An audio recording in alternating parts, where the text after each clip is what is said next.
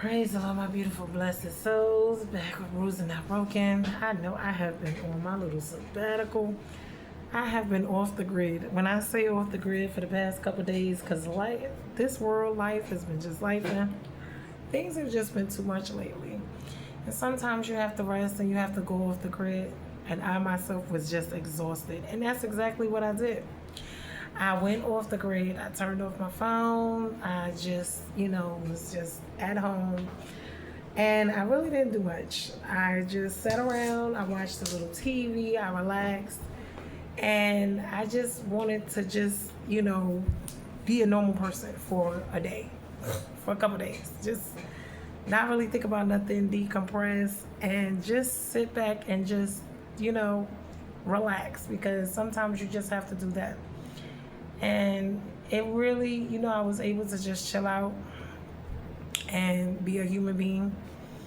Flaws and all, with everything, no matter how I looked, no matter how I felt, no matter what was going on, I just was able to enjoy the fruits of my labor, which was my rent, my lights, my gas that I pay for, right? Because sometimes we love to be going somewhere and doing stuff. And, child, we don't be enjoying our own stuff that we pay for. So, let me get myself together because the stuff be acting up sometimes and I get cold in here.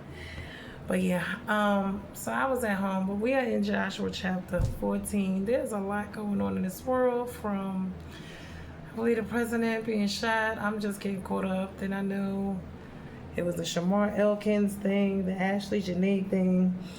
And we got to get into some of this. I know I was told that some of my videos be a little bit too long.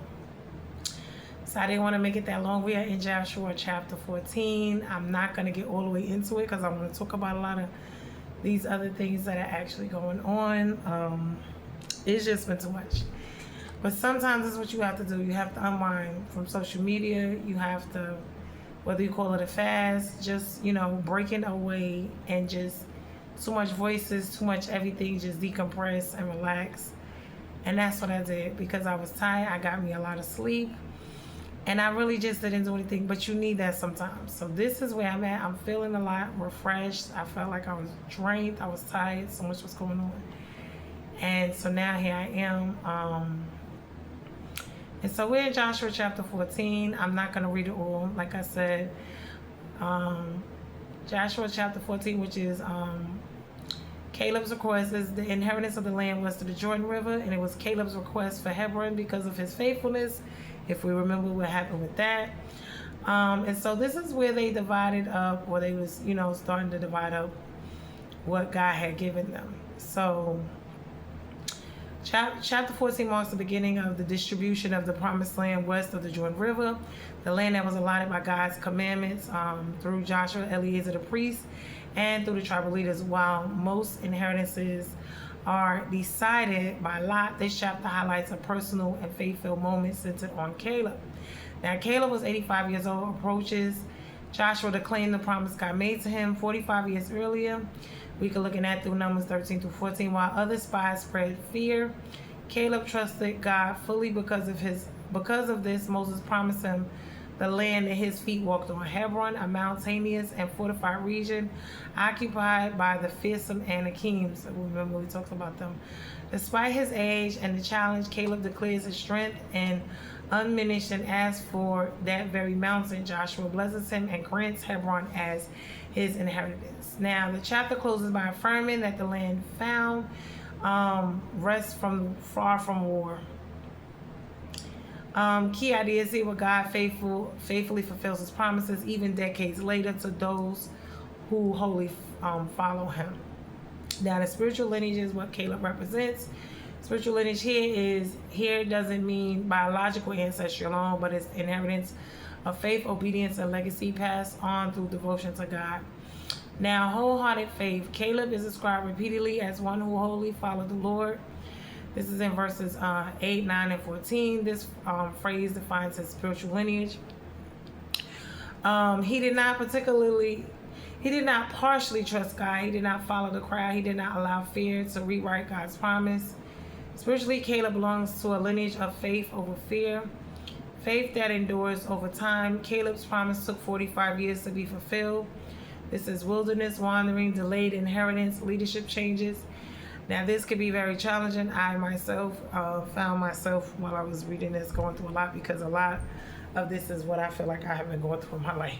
And a lot of us are. Now, I ain't going to say I just been as faithful as Caleb. I will say I have faith. I go back and forth from time to time, depending on what's going on. I do have it the size of a mustard seed, knowing God's going to do it in his time. But it does get rough at times. So I say, yes, his faith did not expire. His lineage teaches that waiting does not weaken God's word. Spiritual descendants of Caleb are those who remain faithful even when fulfillment is delayed. Inheritance through obedience and not convenience. Hebron was not easy land. It was dangerous.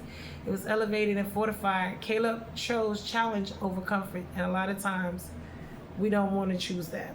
I'm not going to sit here and say that that's the easiest thing. It is something that we need, God to help us with, but it's something that this is what he was rewarded for. He wanted what God promised, not what was easiest. He trusted God's presence more than the enemy's strength. His lineage reflects believers who pursue God's promises even when they require courage and effort. Blessing that extends forward. Caleb's inheritance was not just for himself. Surely the land shall be thine inheritance and thy children's forever. This establishes multi-generational blessings rooted in obedience. Spiritual lineage here means faith today affects generations tomorrow. What one person believes and obeys can reshape their family's future. Caleb models how faith becomes a legacy, not just a personal victory. Ooh, hold on, because my nose is itching. Spiritual takeaways. God honors long-term faithfulness. Promises do not expire with time. Spiritual inheritance is built through trust, obedience, and courage. Age does not disqualify purpose. Faith creates legacy. And we're going to get into this. We're going to look at it deep diving. Joshua 14, Caleb followed holy. He followed the Lord. He trusted God despite giants. He waited 45 years for the promise. He asked for a mountain, not for comfort. He had strength, remained though aged. Yes, his strength remained through age. In the New Testament parallel is walk by faith and not by sight. That's 2 Corinthians 5:7. Faith that overcomes the world. 1 John 5:4. Through faith, that patience inherit the promise. That's Hebrews 6:12. Press towards the mark. Philippians 3:14. Outward man perishes, inward is renewed. 2 Corinthians 4:16. And it says Caleb represents the believer who does not define life by circumstances, age, or opposition, but by God's word alone. Now this, we know God's word is true, but we just don't know when he's going to do it, when, where, how. It may not even be in our lifetime. It may be in our children's. Sometimes that's what happens. And this becomes an issue we have to look at, because I'm going to get into this. Why? Because sometimes we get very discouraged because we think that it's going to happen in our lifetime, and sometimes it doesn't, and that is what frustrates. So, in Christ, believers become Caleb's spiritual descendants, inheritance of God's promise to faith, not bloodline. That's Galatians 3:29. Caleb versus Joshua, spiritual comparison. Caleb and Joshua are only two faithful spies, but their callings look different. Similarities is they both trusted God against majority opinion. Both of them survived the wilderness generation. Both entered the promised land, and both received inheritances. The difference was purpose and not value. See, Joshua, he was a national leader. He inherits responsibility. He fights many battles for Israel. He did. He represents leadership and authority. Now, Caleb, on the other hand, was just a personal conqueror. And this is the difference. Inherits promise, fights one specific battle in faith, and represents individual perseverance. And see, we have to know the difference. And this is what this is about. Spiritual lessons, not everyone is called to lead. This is what we're talking about, or lead a nation. But everyone is called to trust God fully. Caleb shows that private faithfulness is just as valuable as public leadership. Exactly. Joshua needed Caleb. Caleb needed Joshua. God uses complementary callings, not competition. This is why this is so, a problem with the competition thing. Not just in our regular families, in our spiritual families, as well as in our regular families and everywhere else. Leadership and life application lessons. Faithfulness outlasts position. Caleb never held Joshua's title, exactly, but he received God's full reward. God does not measure greatness by rank, but by faithfulness. Waiting does not cancel promise. That's why when we look at other people's lives and we compare And they could be doing different things at different times, and this is why that's an issue. Caleb waited 4.5 decades. That is a long time. Waiting does not cancel promise. No bitterness, no entitlement, no spiritual burnout. Now, for some people that can be true, and for some it's not. Delay is not denial when God is the author. I find myself sometimes that can become an issue. And I ask God to help me with that, because I know a lot of us, 40-something years is not something easy to wait for. I mean, even with Abraham waited a long time too. And it's not to say that they didn't make mistakes and have issues during the way, but because it can be very challenging. Delay is not denial when God is the author. True faith chooses hard assignments. Caleb didn't ask for easy land. He asked for giants. He asked for fortified cities, and he asked for mountains that God promised. Now that, remember, when you ask for those things, you have to be ready to endure some things. And when you ask for a lot, that it comes with a lot. Whether you realize it or not. Faith doesn't avoid difficulty. It moves toward it with God. Now, like I said, everybody's path. Some people have it harder than others. This is what this is about. Everyone's calling and stuff is different. Purpose has no expiration date. At 85, Caleb is still 1, fighting, 2, believing, 3, advancing. Psst. Psst. Lori.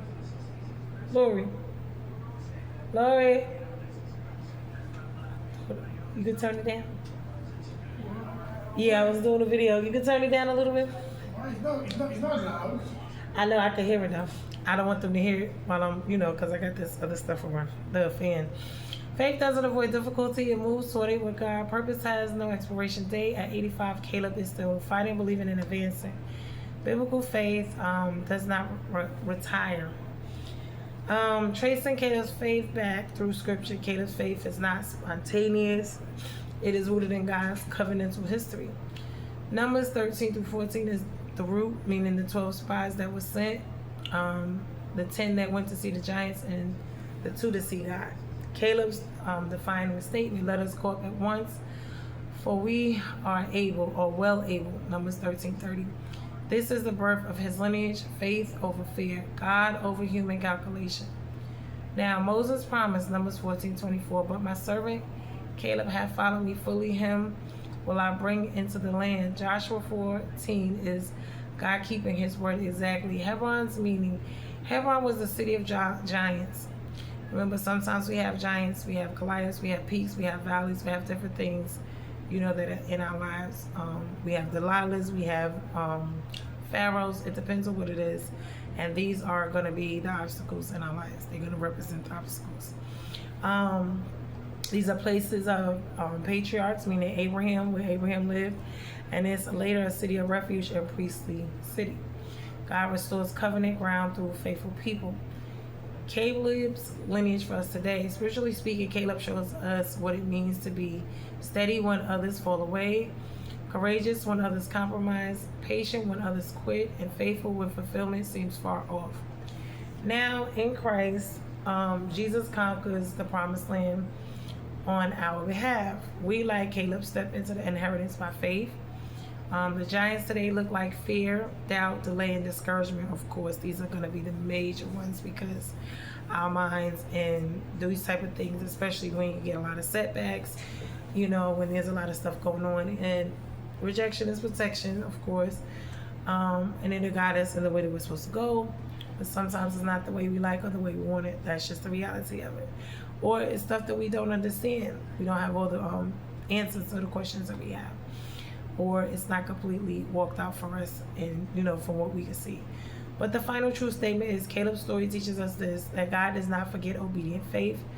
Time does not weaken divine promises. Faith creates inheritance, and not just blessing but legacy. And so this is what this is about. Now I also wanted to talk about, because we see what's going on in the world. Like I said, I know I've been in a rock for the past couple of days, but I've been kind of trying to catch up on some things. And I just want to briefly overview some things. One, we see what's going on when it comes to the people that run the world, or the ones that are here that are allowed to run the world, like, Trump. And we see, the shooting, the attempted, assassination again. So we know what's going on in the world. We're not supposed to be fearful and doubting, but we're supposed to be aware, and we're supposed to be watching and praying and learning and what's going on. So that's just something I would say about that. And we're supposed to also be careful and praying for one another, our families, and being mindful of what is going on in the world, preparing ourselves. When it comes to relationships, we see, I see the Ashley Janae's case, as well as the Shamar Elkins case. And it just reminds me of a lot of, what we've been talking about, a lot of dysfunction, a lot of, issues. And I want to get into that too, because we have a lot of violence, a lot of abuse, a lot of neglect, whether it's from friends, family, whether it's, our careers, people under a lot of stress, a lot is going on, whether it's mentally, emotionally, physically, financially, as well as spiritually. So when we look at these things, these are all of the things we have been discussing. Now, I wanted to go over abuse and neglect statistics for 2026. This is spousal and intimate partner abuse. Prevalence is every minute 20 people in the U.S. are physically abused and by an intimate partner. That means 12 million annually. This is sad. Now we know all of these things going on within, whether it's this sex trafficking, all of these things have been going on, but this is just regular stuff. We're talking about, this is partner abuse. So I'm going to break it down in each category, and we're just going to take a look at it, because this is a lot. We see a lot going on. We know these are last days, so much is going on. Also, lifetime exposure of neglect and abuse. 1 in 3 women and 1 in 4 men experience physical violence by an intimate partner. I'm going to get into it. Psychological and emotional abuse and their effects. 48 to 49% of U.S. adults in intimate relationships over a lifetime. Economic and financial abuse also is present. Up to 95% of domestic violence cases are meaning control of money, work, and sabotage. A lot of it has to do with spouses. It's not just spouses though. Lethality and reporting. 40% of female homicide victims are killed by current and or former partners. Only 50% of incidents are reported to the police. These are severe unreported situations. So that means half of them are not, or more than half are not even reported. So that's just the ones that are reported. Then we have family and abuse and neglect, meaning children. Prevalence. 1 in 4 children experience some form of abuse and or neglect during childhood. Among substantial cases of neglect accounts for 78% of physical abuse, 18% of sexual abuse, 9% of categories can actually overlap. Then we have child fatalities due to maltreatment and remain a critical concern, meaning 2, which is per 1,000 maltreated children annually. So this is high statistics. Trends, post-pandemic analysis. Yes, I was going to talk about that as well, because remember, we're 5 years after the pandemic. We've seen a lot of marriages, divorces. We saw a lot of suicide rates go up then as well, homicides as well. Why? Because people were made to stay inside. They couldn't interact. And this is what we see. It was a lot of depression. So post-pandemic analysis, these show that these statistics have increased, especially if you got child abuse admissions aligned with rising neighborhood and deprivation and stressors. So there's a lot of stress. Then we got, remember, a lot of stuff, businesses and stuff fell apart. So that would create the financial stuff. I know there's a lot of that still going on, even right now, especially with the war going on. Now we have toxic friendship, friendship and peer abuse, mental and emotional and financial. We're going to talk about it.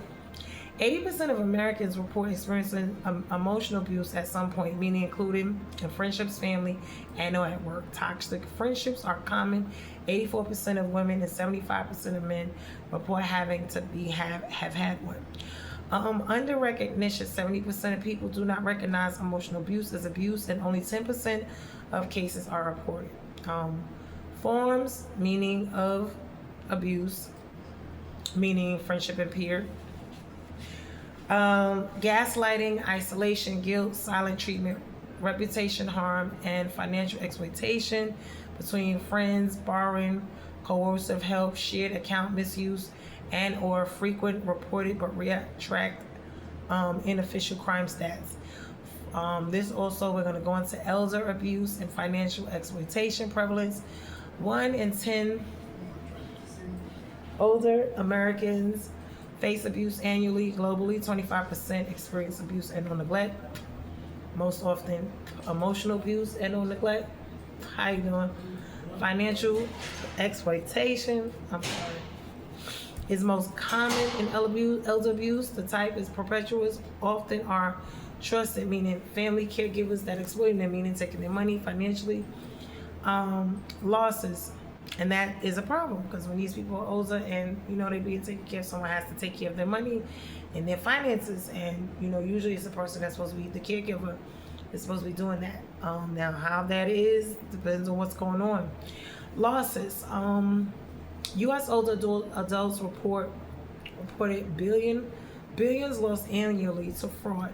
FTC, DOJ, with median losses highest among those 80%.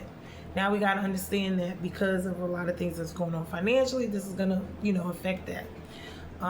Why? Because the more finances, affect, meaning job losses, it's going to affect it. Violence will increase during these times. Why these rates persist and or rise, the root cause. First thing I said, economic pressure and dependency. Housing, childcare, healthcare, and job insecurity trap victims. Exactly. Financially raising tolerance of abuse and lowering exit options. And this is what this is about. People think when folks is just being in domestic violence situations. No, it's also about, and we're going to get into it, it is about the financial aspect of it. We're going to get into it. Exploitation is one of the things that I hate. It's at an all-time high, but it's nothing new. This is something that has always gone on. Post-pandemic stress and isolation, the COVID era, disruptions, intensify isolation, right, which reduce oversight. This was schools, clinics, and increased family stress, right, correlating with higher abuse indicators, because when you're feeling trapped, of course, you can't go nowhere, you can't do anything. Funds. Underreporting and misclassification. Emotional and financial abuse lack consistent legal definitions, meaning victims fear retaliation, right, and or don't recognize harm. So official numbers understate reality, meaning we only going by what's actually reported because a lot of stuff is not reported. Technology enabled control, right? Digital surveillance, impersonation camps. No, impersonation scams, right? We got a lot of them. And social media leverage expand abuse vectors, especially financial exploitation, especially of elders. This is another thing with these scammers, because a lot of them target elders because they do not understand a lot of things, especially digitally. This is another thing. It's not just regular. And this could be online, whether it's dating or whether, folks lying because they want to be with somebody, because, they're manipulating them, want to control, lying. It's not for love, for help, all these different things. Then we got intergenerational trauma. Childhood exposure to violence increases later. Vulnerability via mental health and relationship impacts, meaning cycles of harm. And so this, creates that wall. Then social determinants and inequity. Structural factors of poverty, neighborhoods, disadvantage, limited services, raised violence risk, and constrained prevention. What the data misses, important gaps, meaning friendship abuse and financial coercion outside of marriage are poorly tracked. So, it's just what's reported. Emotional abuse is widely misdiagnosed and or minimized in clinical settings. Rural and marginalized communities face access barriers that depress reporting, meaning, So now we're going to look at this. And what it is really meaning is that we have a lot going on. And what we see is the numbers are right, Now, why these things persist? Because we're looking at violence, just, like I said, economic stresses and dependencies, financial strain and unemployment, housing, care costs, traps, victim and abuse, situations due to lack of options. And this is why people say, oh, why people don't leave, because unless you got somewhere for them to go. Now we see even with these programs that they have, and some of them they have in certain places, they don't have a lot of them in other places. So we can't say that. And then getting into them because it's being over, ran. And a lot of them are being abused because a lot of these programs, people use them. They may not necessarily need them to that extent, but they're abusing them. So this will be the reason as well. Post-pandemic spike, DV incidents rose 8%. Early post-COVID into 2025, they remain at 3% above the pre-pandemic levels, even as other crimes decline. Underreporting is still high. Distrust in institutions, yes. In historical unsafe areas, people rely on self-protection rather than legal systems, sustaining cycles of interpersonal violence. Why? Because a lot of times people do not trust that they're going to be helped or facilitated, assisted properly. Technology facilitated, controlled digital surveillance and scams, right? Stalking, taking people's money, meaning even credit card and, identity thefts. A lot of people go through hardships because people are, scamming. They go and they get people's information and they use their stuff and, they find themselves in difficult situations. This is why these things affect us all. But like I said, then you got intergenerational trauma, children exposed, to abuse and stuff. Then you got social things these are social determinants, the poverty, the neighborhoods, how much money that they have coming in or not. So now when we look at these things, they all basically, our basic necessities of life, which is the main factors. And when we look at these things, we see that these either help or hinder or make the situation worse. And depending on where your support system is and if you have one, this will make a big difference as well. So this is why a lot of these things, now like I said, I see with the Shamar, I think it's Shamar Elkins, and he shot his children and his two. Now with that, I would say that's a lot of pride, ego, that was mental illness, that has a lot of, whether it was demons, whatever was going on with him. A lot of times people have that pride and ego. These men, they want to have more than one woman. They get themselves in these situations where they don't want to let nobody go. They have to take, because they add on responsibilities to themselves. If you can barely handle one woman and take care of one woman and children, why would you want to go and create all these different families with all these different women? And women, as women, we got to stop allowing them to do this to us, because this is where we end up at when we allow it. Why? Because we are the enablers. Everyone has to take accountability and responsibility for the position and part we play in it. Now, I'm not going to sit here and say that a lot of times these men lie, manipulate, cheat. No. But after a while, because they do.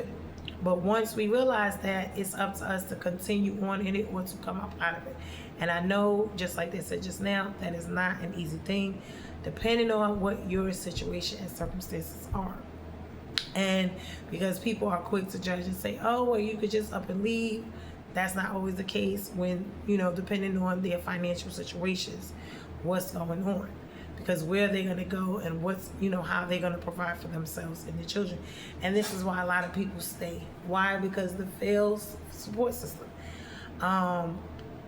And a lot of times the family or the families, they may or may not have the means to support someone to help support them and get out.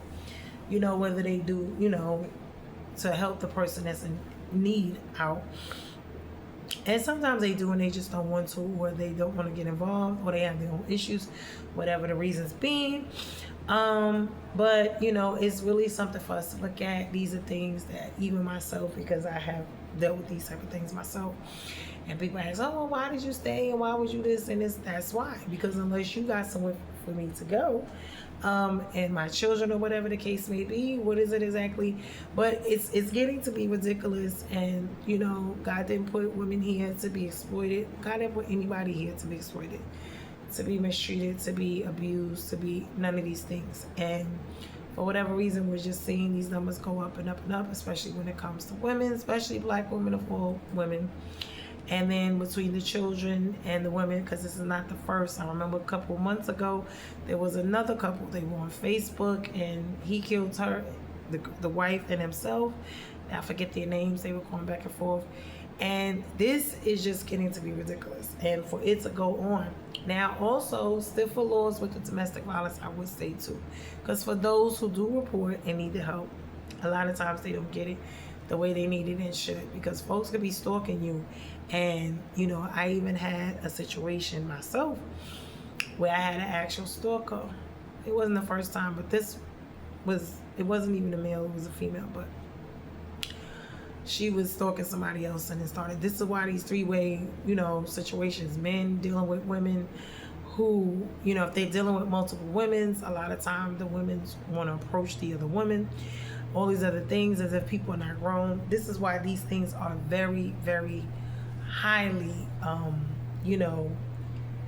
when it comes to violence, because emotions run high, people get angry, and they do things, and most of it is pride and ego on everybody's end, pride and ego, because if you can handle the situation better than what you're handling it, stop the lying, the manipulating, stop the trying to be in control, stop trying to have everything your way, stop trying to make people do what you want them to do, because even with God, we have our own free will. So you can't make and force people, and whether they love you or don't want to be with you, they want to be with somebody else, you got to let them go, all these type of things. But just stop playing these games, because they can turn and get deadly, as we can see, quick, fast, and in a hurry. People can get hurt. I've seen three-way situations where the man is cheating or the woman is cheating, and people end up getting killed because of it. Why? Because of the anger behind it, the emotion. Now, if people are not, emotionally trained, if they already have triggers, they already issues going on, this is going to be an issue. It's going to be a problem. Why? Because folks is not going to, when you're dealing with multiple people, it's not always just going to be a one. Why? Because you got to think about it. There's more than just the lie you told. There's more than just the manipulation. And with these men doing all this, and I'm not going to just say the men, it's women as well. Because the women are out there sleeping around just as much as the men, meaning they'll have somebody having multiple partners, saying or living with one. Because when you start building a life with people, and money is on the line, and businesses and relationships, children, and time, money, energy, and effort that you've invested, no one wants to just walk away empty-handed. And this is what the problem is. No one wants to disrupt their whole life and have to change this and change that and lose this and lose that. This is where the problem comes, or invest and then end up with nothing. Although at times it's better just cut your losses and walk away. But depending on if you're able to let go, or whoever on either end, because both people have to sever the ties and stop going back and forth, because the back and forth is very, very, very unhealthy. It is not going to lead to a good situation. All it's doing is aggravating a already situation that's already heated. So you're just adding more flames to the fire. And before you know it, there will be eventually some type of interruption. Why? Because it can't go on forever that way. And this is the danger with these things. And I see even with the Ashley Janae situation, that's enough. Stop meeting these people online. Stop going, look into these people. Stop just going out of the country, out of the town with these people you don't know. Stop just getting up and meeting people online. I thought we were just, getting better with this, because conversation is wonderful, but you don't even know who you conversate with. You don't know these people. You just don't know. And it could be very dangerous and deadly for yourself. I myself had to learn these things. Life is not a fairy tale. This is serious out here. Even on these trips with your friends and stuff, you see how the little girl, what's her name, Robinson, I think it was, about 2-3 years ago, the young girl went to, I think it was Cabo or Mexico, with her friends, and they killed over there. So we have to be very careful. We have to be paying attention to what it is that we're doing. God tells us to be harmless as doves, but be wise as serpents. Why? Because we don't want to be hurting anybody, but we don't want to be just sitting out there and be, sheep sitting ducks and being prey, instead of P-R-A-Y, preyed on, P-R-E-Y, being prey, meaning folks are just after us. So these are things that I'm looking at, and I said, we have to pay attention to these things. We have to be more mindful. And although we want love and we want all of these things, a lot of times these are not even love. These are hookups. These are, just people hooking up, having sex. It's a infatuation. It's the flustering of, the emotions. It's the all that type of things. It's not love, because love is more than just sex. Love is more than just this infatuation. It is, because, you know, you just met a person and you love with them already. No.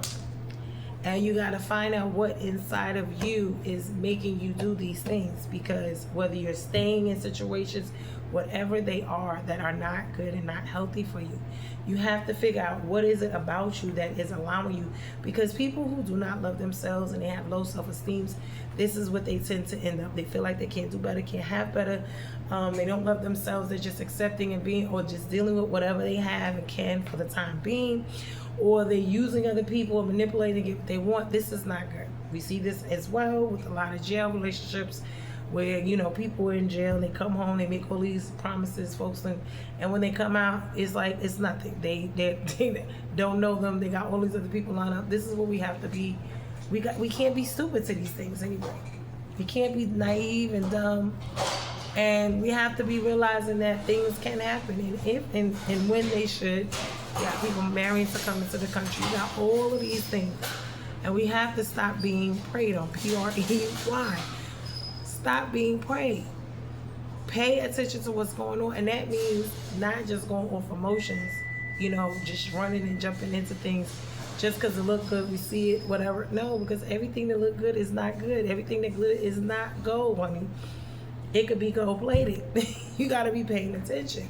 So do your investigation. And when I say thorough, I don't care what it is. You got people scamming. People want to advance themselves in life. And, you know, you got people on here scamming, whether they, you know, you make a payment for something and they take your credit card information, or you're trying to build something, grow something, do something.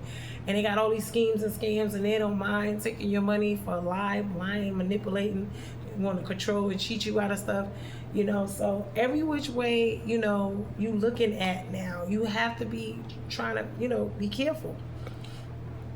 I know we're not supposed to just sit here and, you know, not have trust and love, but we can't be, you know, walking around here being gullible and getting gotten all the time and enabling people and wondering why we're going through these situations, because God didn't cause us to be here and be no, you know, just to be taken advantage of, to be nobody's prey. And we know the world that we live in. And women, ladies, you got to understand something when it comes to other people's husbands and different things, or when it comes to other people's wives, or we have to be very careful, because this stuff is dangerous. People get hurt like that. You know, they do.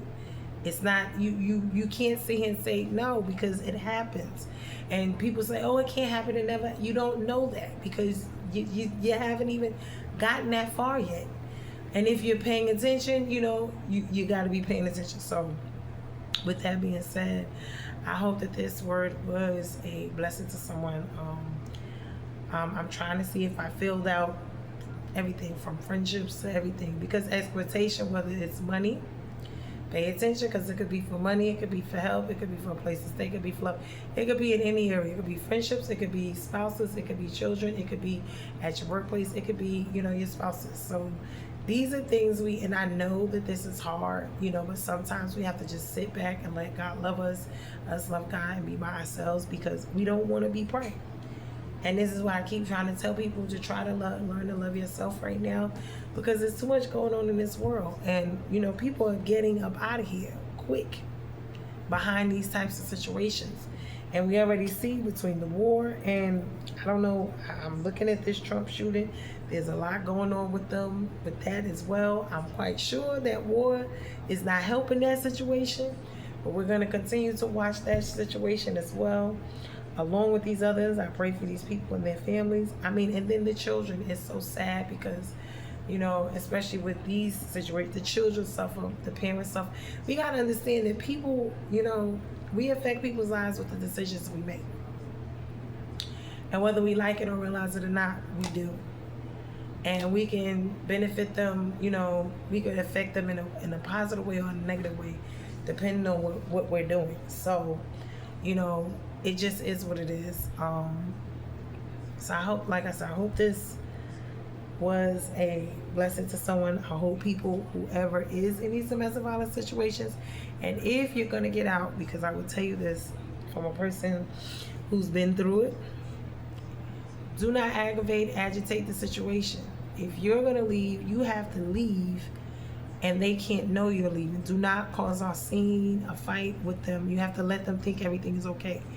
And you have to make your escape route plan, and you have to have whoever help you to get away and stay away, because the back and forth is not going to help you. And number one, like I said, don't agitate. Make sure you plan it. Make sure they don't know nothing about it. Don't agitate it. And when you leave, stay gone. Don't go back, because going back is going to be worse. You may not make it that time. You may not make it back out of it, because the one thing that they don't like is when you leave and then you done made it worse and you done pissed them off, and then you come back.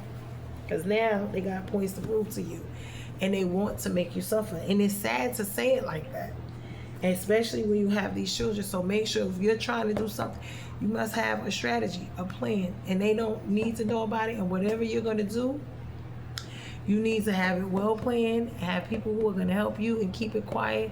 And your new locations and stuff, you know, if you got to move to another state, whatever you got to do, this is what you got to do. But don't stick around and continue on, because, you know, one lick may be your one and last unlucky lick. I've seen people, I've known people who are not here today because they didn't think it. They kept playing. They wanted back and forth with the love and not loving themselves, thinking that this person loved them when that's not love. That's dysfunction. That is manipulation. That is control. That's all of these things that are not love, okay? Someone wanting to know every move you make, that is not love. You think it is, and oh, you gotta call them, you gotta listen. If they think they're God in your life, that is not love. They pride in their ego, treat you like crap. That is not love. That is manipulation. That is control. That is them wanting to be God in your life. You cannot do that.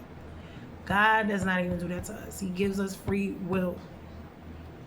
It's dysfunction. It is not love. And it will show you in the end that it is not love, because some people, and I tell them, they will love you to death. Literally. Okay?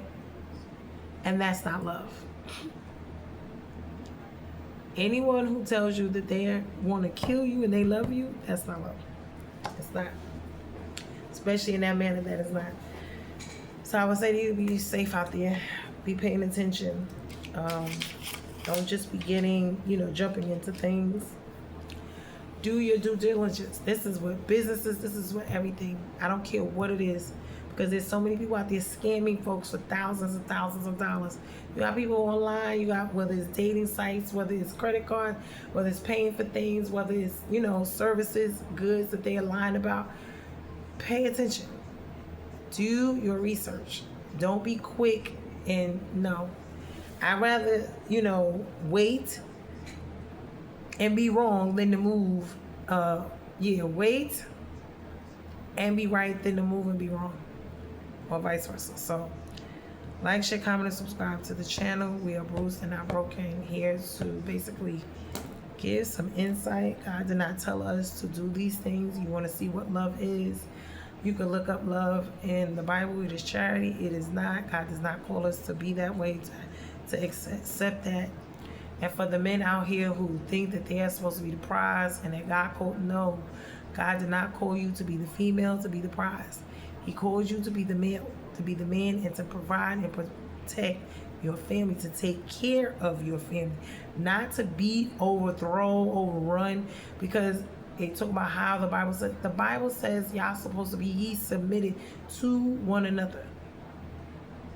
The man is the head, but y'all are submitted to each other, like under Christ. He sees the both of y'all. Why? He don't even see relationships that are not marriage. So remember that. So these relationships everybody in that they claim, no. If you're not married, you fornicate, or you commit adultery, one or the other. So this is what that is. God does not acknowledge those relationships, and whatever happens in them is because of your disobedience. Why? Because you're in them and they're not marriage. So whatever you're going to get is what you're going to get. So don't be angry with God about your choice and your decision. Also, a lot of times we see when it comes to help and assistance, I'm going to say this, These two parent households, a lot of times when, one, if, the woman gets a man and he ain't helping or whatever, and they want to, they got friends or whatever, and other family members, they want them to help them more than their man is, that's a problem. With their children and everything else. You can't ask other people, demand other people, be angry with other people about doing, and your own man you laid up with ain't helping you do for nothing. You can't do that. And you cannot expect that. And whatever people can help you with, they are, because they want to, but you can't force that down them. And like I said before, when it came to the child support and stuff, I don't believe you should have to pay in child support. You should be able to be grown people and take care of your children together, just like you laid up and had them. It shouldn't be no hunting down, and I'm not talking about just a financial situation. I'm talking about being there for your child. Why? Because whether that mother is whoever the child lives with, that person has to take care of that child, not only financially, but physically, mentally, emotionally, and financially. They have to bear the burden of taking care of that child. So it shouldn't be a question of who's going to do what. You both laid up and had the child, then you both are supposed to take care of the child. One person can't have a baby by themselves. A woman cannot have a baby by herself. And she should not have to take care of one. So for all the men out there who want to lay up and enjoy, okay, you want to go with multiple women, you don't want this woman, you just want to have sex, that is the consequence of your actions. And as long as she's taking up her part, meaning she laid up with you and she's taking care of that child no matter what, guess what? You can't say nothing unless you are doing your part as well. Because regardless, the child is with her and in her care, and whatever's going on, whether she's sick or not, she got to take care of that child. And if you think that little bit of money is a lot, let them drop the child off with you, like we're seeing these people, these women are doing. They are dropping them children off with them men. Why? Because they're complaining about the child support, and the child support they giving them ain't a whole lot of money compared to all the bills you got to pay and all the actual effort, energy, and time that you got to put into the child. So this is what this is. And when it comes to investing into your children, your spouses, or whatever it is you're putting in, you want to reap a benefit in the return. And that means whether it's your children or spouse, no one wants to put in and get nothing out of it. Hint, hint to all the women out there who want to steal somebody else's person. This is why, and that's men and women both, it's so dangerous. Because nobody wants to sit there and put all their life, energy, time, money, energy, and effort into someone for someone else to reap the so-called reward of them being with them and help take care of them. That's not fair to them. So, like I said, this is what makes, when you look at these shows like Snapped and all these other things, this is what be the part about it. So many time, money, energy, and effort spent, wasted, years invested in somebody. You can't do that. People, places, and things keep talking about it. No one wants to do that and ends up with nothing. No one wants to do that. So be mindful of that. Let me see. Did I cover everything? I think so. Like I said, man, you're supposed to be submitted to one another. They think it's just by submitting. The wife's supposed to submit. If you continue on, it says you're supposed to submit to one another. You cannot be in a relationship and it's all about you. Relationships is two-way streets, not one way. Both people are supposed to get their needs met. And not all of the wants, some of them. But if that's not working, that's a problem. If it's all about the one person, then it's not going to work. Why? Because you cannot be in a relationship and it's all about you. If that's the case, be single. Stay single. You can't be with nobody and expect them to do everything you want to do. Nothing. Nobody's going to sit there and do that or continue to do that habitually. Like I said, especially with these men who want to run around and have all these women, between the STDs, the financial burdens, all these mental, emotional, physical, spiritual situations. Nobody wants to continue to do that. And then you want to be the king and talk about somebody supposed to cook, clean, and cater to you. What? That's not happening. Your pride, your ego. A lot of them don't look in the mirror and see themselves for who and what they are. They think they look better and more than what they are because there's always somebody else out there on both ends that have more, they're smarter, they look better, they got more. So if you're with someone and you're going to be with them because that's what you want to be, not because you need them and you're using them. But that's where you really and truthfully want to be. Stop wasting people's time, money, energy, and effort playing these games. And folks is getting too old, and folks is getting tired of this. You know, it's hard enough to live in this world and try to make it, that for folks to be trying to see you as somebody slow and stupid, as somebody's P-R-E-Y, a prey, that they're going to be preyed upon. You just going to use and abuse and do what you want to do. People are not going for that. Times are too rough and too hard. Stuff is too much is going on for that. And this is why you're seeing all of these things go on, because there's a ticking time bomb between all of these other things, mentally, emotionally, physically, financially, spiritually. It's just too much going on. You got the STDs, you got the medical factors, you got the, paying of the bill factors, you got the, working factors, you got the keeping themselves mentally loved and stable. This is what this is about. Nobody wants to be played with. You don't want nobody playing with you, don't play with them. Whatever you don't want somebody to do to you, don't do it to them. If you're not going to like it, they're not going to like it. Why would you want to require someone or ask someone to give you something you can't give? And this is what the problem is. And this is where the pride and the ego of who people think they are and what they value themselves as, and all this high regard and all of this other stuff, this is crazy. And this is why folks are single. Why? Because they doing too much. Folks just be thinking and doing too much. I mean, you have to have more than a Coke and a smile, and you have to have some type of value.